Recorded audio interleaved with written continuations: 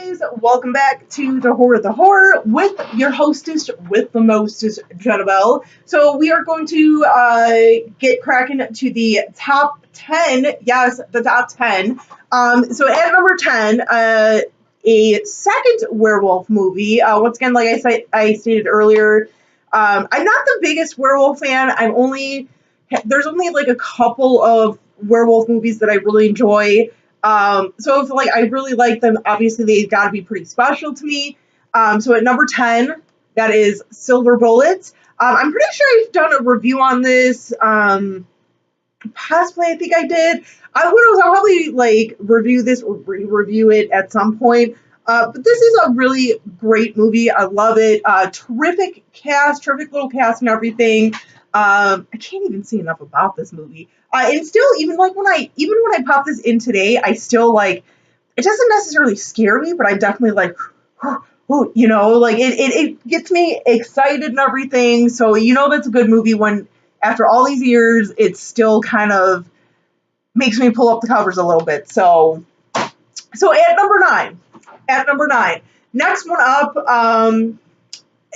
is a movie that is a pretty big contributor of two things. Number one, I'm not the biggest fan of cats because of this movie. Number two, I have fear of children because of this movie. Definitely has fed me a fear of kids. I think they're, I don't know, they creep me out, basically. That's what it is. Kids creep me out.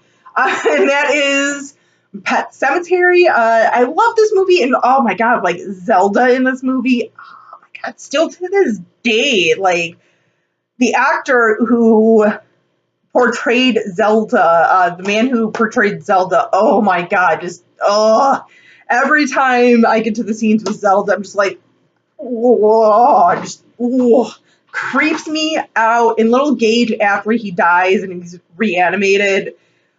Oh, God.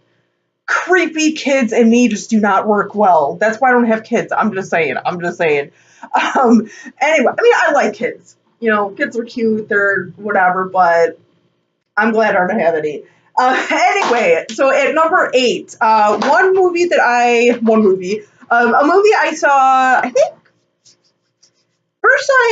like early 20s maybe. So I definitely watched this like later on in life. I wish I would have seen it sooner. I know I've done a review on this movie, but that is the 1992 classic with Tony Todd and Virginia Madsen, Candyman. This is another one that kind of like it just creeps me out. Like Tony Todd is so good. Like he's good in anything, but this movie in particular, just every time I watch it, he just like, he does it so effortlessly and everything. Just great movie, love it.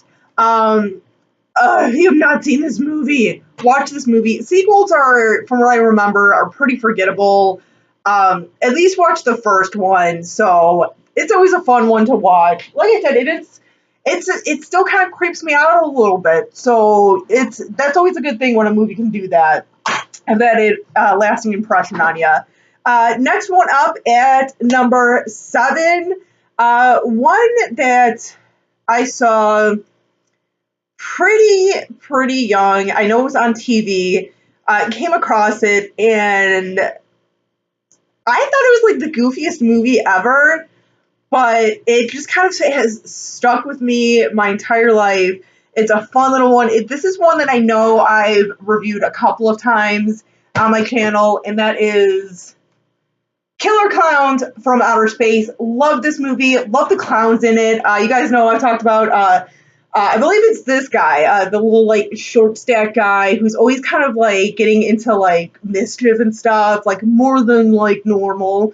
I love this movie. It's got a good sense of humor.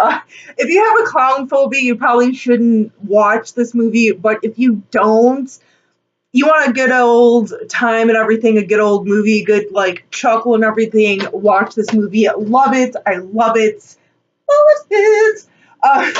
Anyway, so last one for this video at number 6, vampire movie. once again, kind of like with werewolf movies, I'm not the biggest vampire fan. There's a couple vampire movies that I enjoy. This one, though, I think is actually, yes, the only vampire movie to make my list. I'll be honest, Interview with a Vampire almost made my list. Um, but it didn't. I know Interview with the Vampire is not quite a horror movie, but whatever. It's freaking vampires.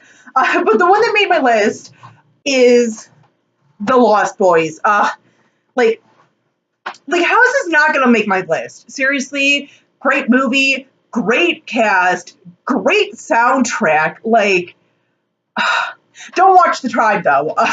I still have not rewatched that movie.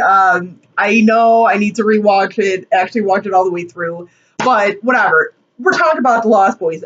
Great movie. Just, I think I actually went through a period as a kid where I desperately wanted to be a vampire and like listen to like The Doors.